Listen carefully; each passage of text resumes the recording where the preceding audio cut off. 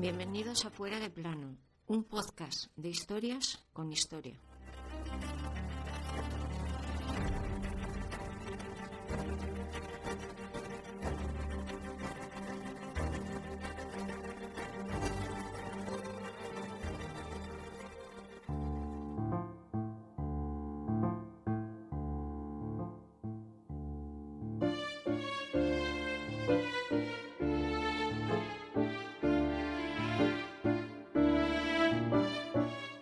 Hoy os vamos a contar la historia de un edificio. Sí, lo estáis oyendo bien. Un edificio que fue inaugurado el 1 de diciembre del año 1764. Y es importante no solo por todo lo que dentro de sus muros ha ocurrido y sigue ocurriendo, sino por su nacimiento en sí. Hablamos del famoso Palacio Real de Madrid. Carlos III lo inauguró, pero lo hizo sobre las cenizas de otro emblemático edificio que el primer Borbón, Felipe V, el que se creía una rana, no le gustaba nada de nada, tanto que aseguran que lo mandó quemar.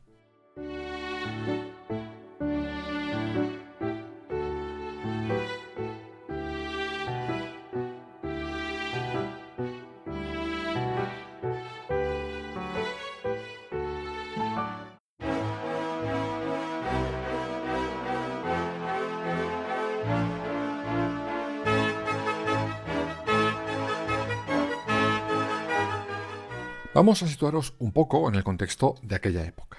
Bien, los Austrias habían perdido el trono del Imperio Español gracias al testamento ya explicado en este podcast de Carlos II el Hechizado.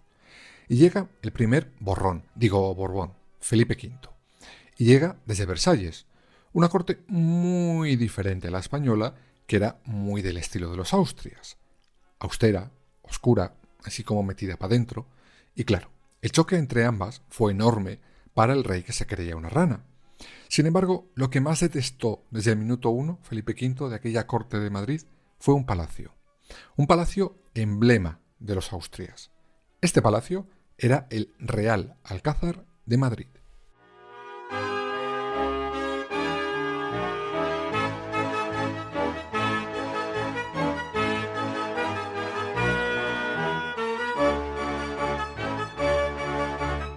Vamos a explicar un poco la historia de este famoso edificio. Para ello, nos tenemos que coger las maletas y viajar hasta mediados del siglo IX. En ese momento, el emir de Al-Ándalus mandó construir el Alcázar original, que no era otra cosa que una pequeña atalaya desde la que vigilar la posible llegada de enemigos cristianos. Como suele pasar, en torno a esa torre se empiezan a construir otros edificios, un poblado, una mezquita y una muralla. Sin embargo, cuando Alfonso VI, en el año 1085, conquista la plaza, a partir de aquella torre original construye una verdadera fortaleza. A partir de ese momento, los sucesivos reyes harán de aquella fortaleza un lugar, más habitable, hasta que ya, en el siglo XV, Juan II de Castilla lo hace más palacio y lo convierte en la residencia preferida de los reyes.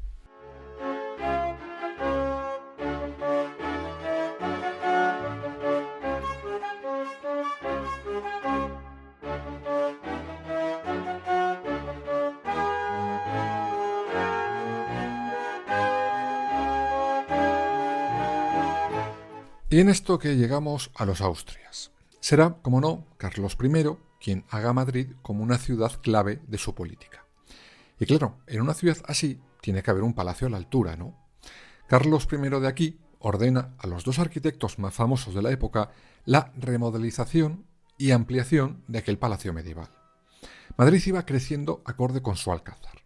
De hecho, Carlos I, después de la revuelta de los comuneros, dará a la ciudad un papel todavía más importante. De hecho, será en ese Madrid cuando, por ejemplo, se firme el famoso acuerdo que lleva su nombre y que pone fin a la guerra de Pavia entre nuestros Carlos I y su archienemigo Francisco I de Francia, y que ya hemos contado en este podcast.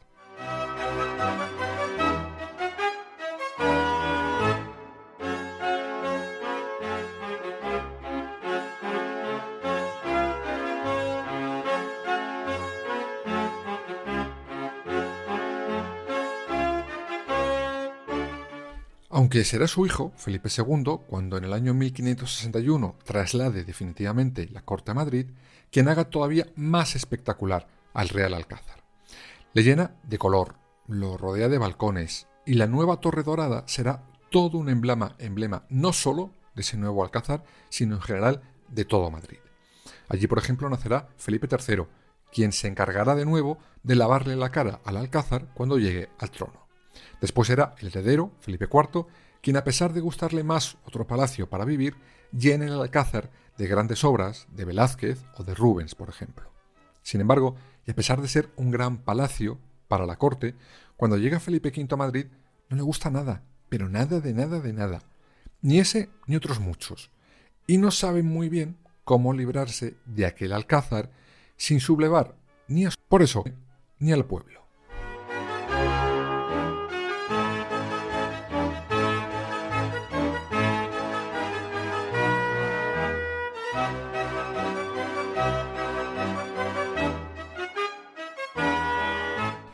Pero Felipe V, antes de idear el nuevo palacio y de quitarse de encima el viejo Alcázar, diseñará y mandará construir otro emblemático palacio, el que sería su residencia oficial de verano. Hablamos, como no, del Palacio Real de la Granja. En el año 1720, Felipe V compra los terrenos de la Granja, que eran propiedad en aquel momento de los Jerónimos.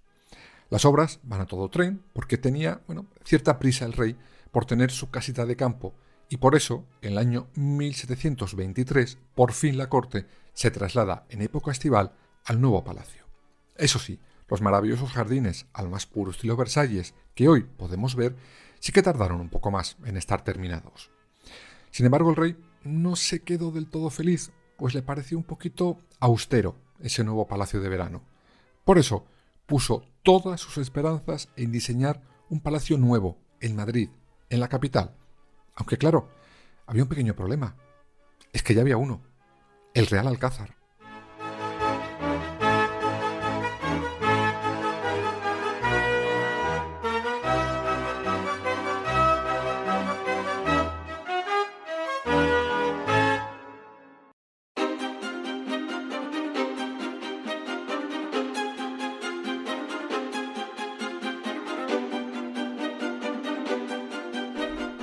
Vale, pues llega la hora de contaros lo que se sabe del curioso incendio del Gran Real Alcázar de Madrid. Lo primero es deciros que, casualmente, la familia real de Felipe V no estaba dentro, ni cerca. Estaban en el Palacio del Buen Retiro. Era la Nochebuena del año 1734.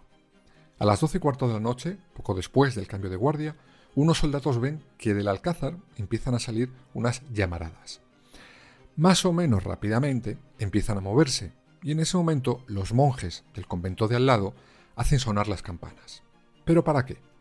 Pues porque esa era la señal en aquellos años para decir a la gente que había un incendio.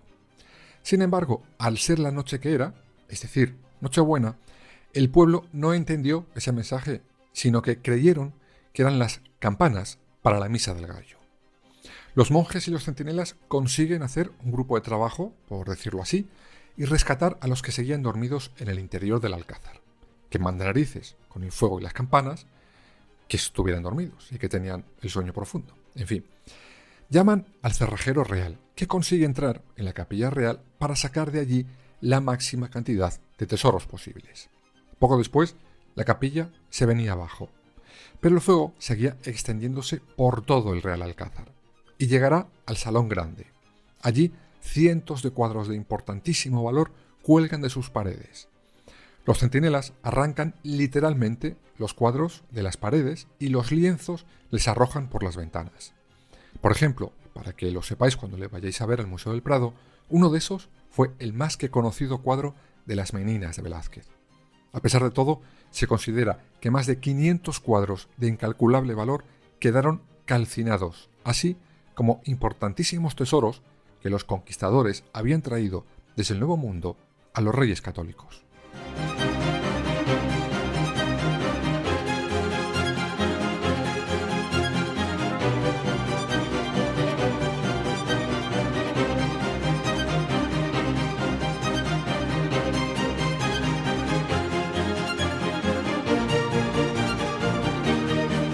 Durante 4 días el palacio ardió por completo, excepto la fachada y la torre que mandó levantar Carlos I de aquí. Las causas, bueno, pues nunca quedaron claras del todo. La versión oficial es que unos mozos, por accidente, incendian las cortinas de la habitación de un pintor de la corte. Pero desde ese momento hasta hoy en día, las sospechas recayeron en el propio rey, en Felipe V. Primero, porque no le gustaba nada de nada el Real Alcázar, como ya os he dicho. Segundo, porque ya tenía preparados los planos para su nuevo gran palacio. Pero además de todo esto, es que semanas antes mandó sacar fuera de palacio algunas obras importantes y sobre todo que aquella noche en especial no se encontrara en el Alcázar. Ha hecho sospechar, y con bastante razón, que Felipe V fue la mano que prendió la llama que destruyó por completo el Real Alcázar de los Austrias.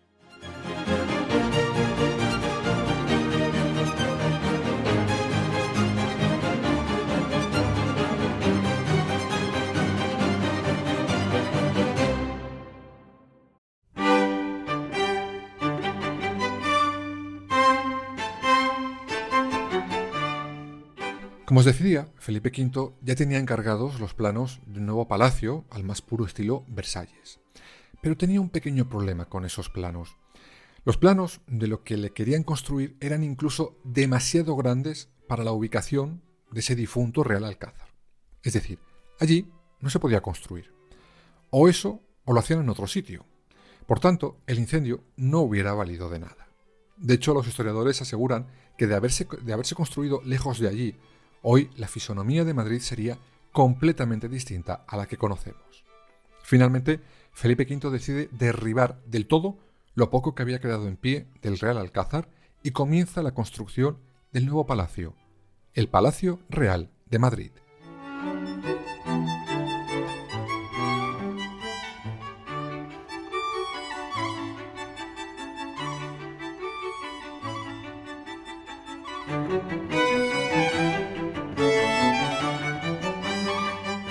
Era un palacio completamente al gusto del monarca que se creía una rana. Hombre, como para no hacérselo a su gusto después de presuntamente haber liado la que lió con el Real Alcázar, como para que le hicieran un palacio austero. No. Tenía 135.000 metros cuadrados, más de 3.400 habitaciones. El proyecto original se le encarga a Filippo Juvara, que, como os decía, proyecta un palacio mucho más grande del que cabía en el terreno quemado.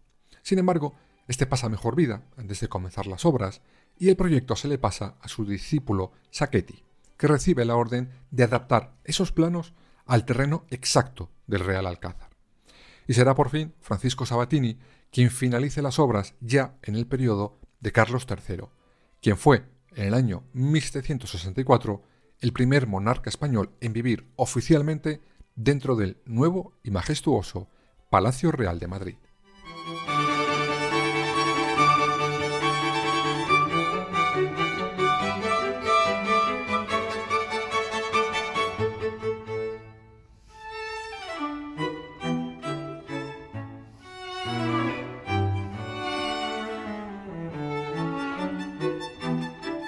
En concreto, el 1 de diciembre de ese 1764 es cuando se terminan las obras de este enorme palacio, uno de los más grandes del mundo, al menos de aquel mundo.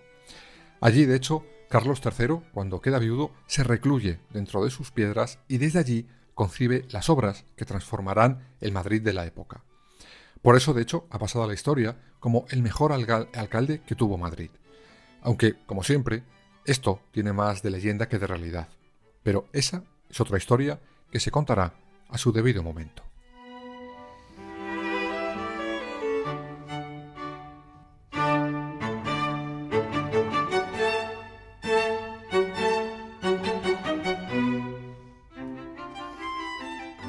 Fuera verdad o no, la leyenda, cada uno puede tener su opinión. Lo cierto es que hay demasiadas coincidencias, eso no me lo podéis negar. Pero el caso es que ese fuego de aquella Nochebuena destruyó no solo un palacio, sino todo un patrimonio cultural de un país. Y con ello, eso sí, se ganó otro palacio. Sin más. Pues mira tú qué bien. No sé si ganamos con el cambio, la verdad.